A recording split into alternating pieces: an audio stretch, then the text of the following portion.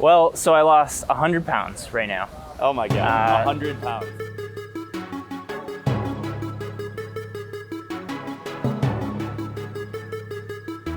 What's going on? This is the Ask a SwimPro show. My name is Ferris Sabedi and I'm here with co-founder of MySwimPro, Michael Alon. How's it going? It's going great. Glad to be here. So we're gonna be talking about your incredible 100-pound weight loss journey, how you did it through nutrition, swimming, working out, and just living a more balanced life. So let's get right into it. First things first, how much weight did you lose? Well, so I lost 100 pounds right now.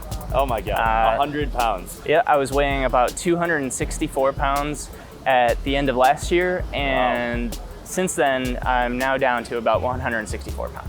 What were, I guess, if you could break it into the main things that you think contributed to, first of all, you have to be motivated, but also like how did you go about doing that?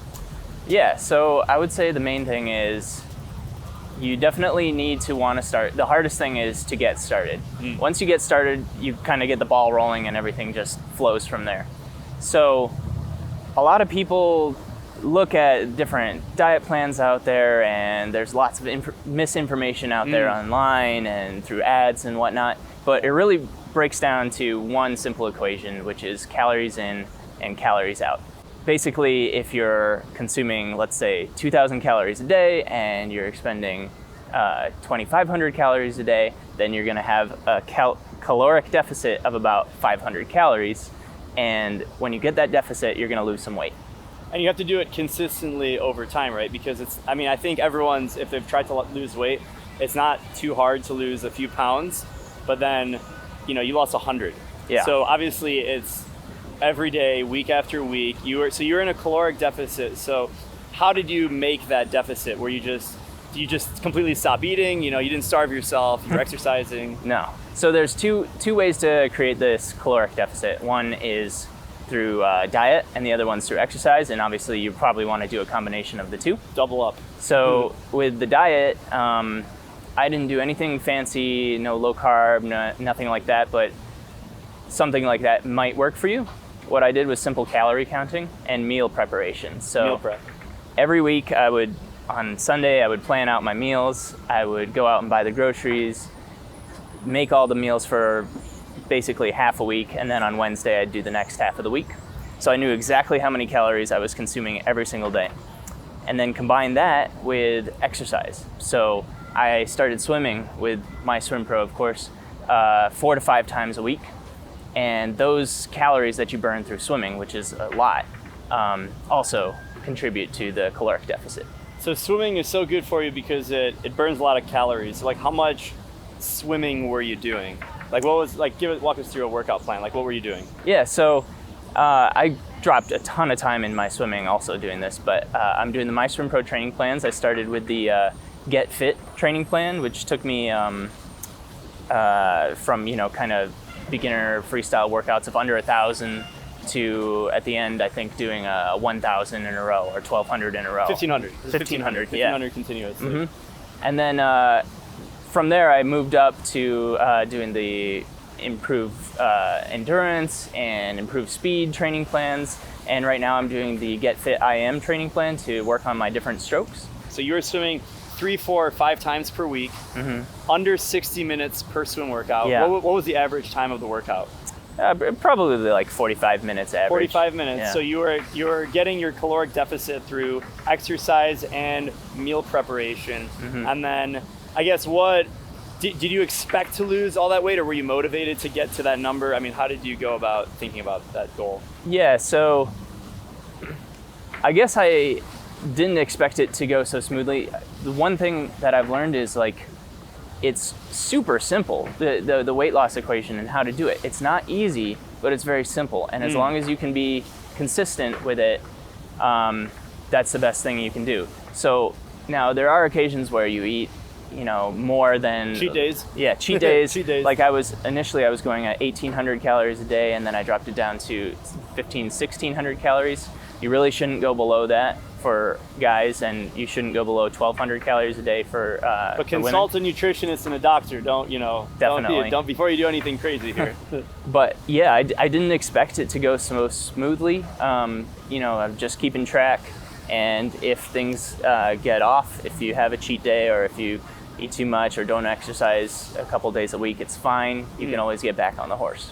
So I think the biggest, from my perspective, seeing you go through this transformation is you were so consistent. So it's not just, you didn't do it for like 3 weeks and you lost like 10 pounds and then you plateaued. Like you were consistent every single week with your meal preparation and your swimming. So because this is the Ask a Swim Pro show, let's talk about your swimming. So you've improved a lot, not just losing weight, but you've gotten faster. What would you say is what helped the most in improving your actual swimming performance? Yeah.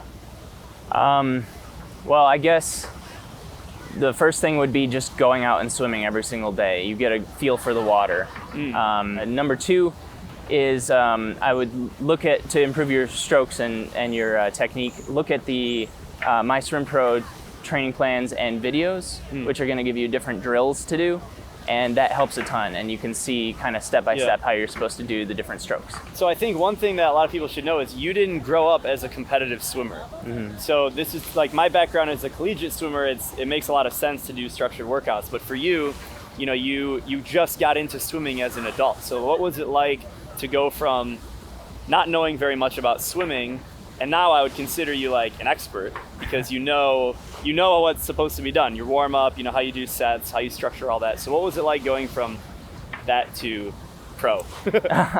Yeah, I think when I first started, because I was technically obese, it was difficult to go to the pool, and you have body image issues, but I would just say just go in there and start swimming. A couple things I didn't know how to do were a flip turn. But you didn't need to know how to do it right in the beginning. Sure. Like, it doesn't matter. You don't need to know how to do a flip turn. It can be intimidating when you see everyone else go to the pool and it looks like they know what they're doing. Yeah, but they don't really know what they're doing. Yeah, exactly. Most people don't know what they're doing. So you can go in and just swim some laps and get used to it, and then use the workouts and training plans to improve as you go. And one thing, so a lot of people also don't know, is you started competing in meets. So you never competed in a competition before, and you started doing masters meets. So if you don't know what masters swimming is, it's basically anyone who's over the age of 18. It's organized workouts and competition for adults. So you swim on your own most of the time, right. But then when you go to a competition, you're swimming against other people in your age group, and you can swim anything from a 50 freestyle to 100 freestyle all the way up to a 1500 meter freestyle. And you, Michael, got involved in these different competitions. So walk us through going into your first swimming meet, and then what we just, what the last year has been like competing. Yeah, so I think I did my first meet maybe in February. Was it February?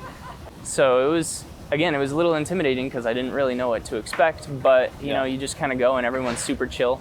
If you haven't done a Masters meet, I'd recommend it, or whatever meet you can find in your area. And I think the first event, what was it, a 100 free, 200 free? I dropped a significant amount of time since then. So I did my first meet in February. I did another meet in Indianapolis at US Masters Nationals. And then the latest one that we went to was in Pan Am's in Florida, in Orlando, Florida. And that was really great. I did the 50 free, 100 free, and the 50 fly, which I'm just learning how to do fly. Okay, we need to talk about this 50 butterfly. So the strokes, so you started pretty much all freestyle. Yeah. Right? So would you consider you could do breaststroke or butterfly or backstroke in the beginning when you started? No.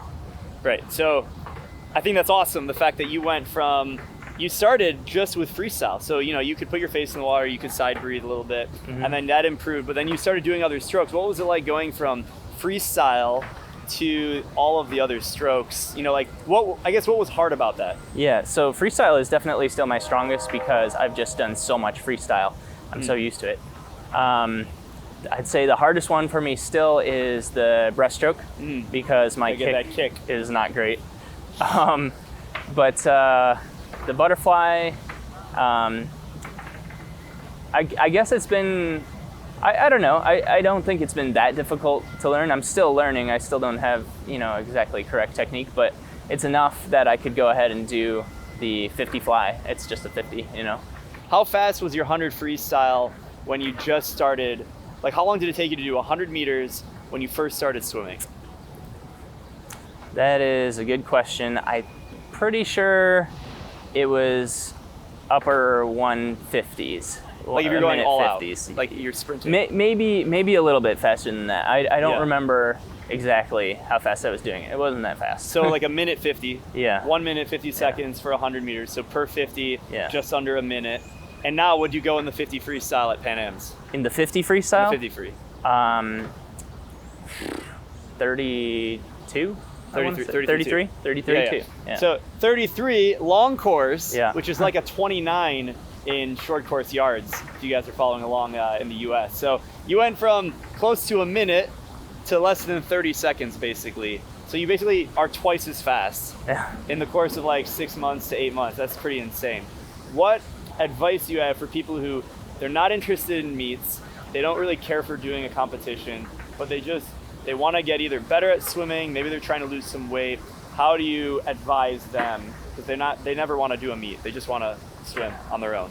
Yeah, there's nothing wrong with that. I'd say if you're swimming on your own, it can get a little bit boring to just go back and forth and doing Yeah. laps. So you'll want to have a structured workout. You don't want to just go back and forth. So if you have a structured workout, it's going to give you some differentiation in what you're doing. So maybe you'll do 450s freestyle and then some backstroke and then a kick set. It just changes things up and it helps you to improve along the way as well. Yeah, and I'll also add, when you do structured workouts, because you're swimming shorter segments, so instead of doing 500 meters straight, if you do 10 by 50, so you break it up into 50 meters at a time, it allows you to swim at a better technique, slightly faster than you would if you were to just go 500 continuous. And so over time, when you train your body to swim faster in those shorter durations, it actually makes you a better swimmer and it improves your feel of the water. So we definitely recommend you check out structured workouts. I guess for you, Mike, what are you looking forward to? Like, what's next? Are you trying to keep swimming faster? Are you trying to like build muscle, compete? What's your goals? Yeah, so I don't have a meet lined up just yet. Maybe in the future I'll get something. Definitely in the future I'll get something lined up with that. But right now I'm focusing on my IM training plan that I'm doing through MySwimPro.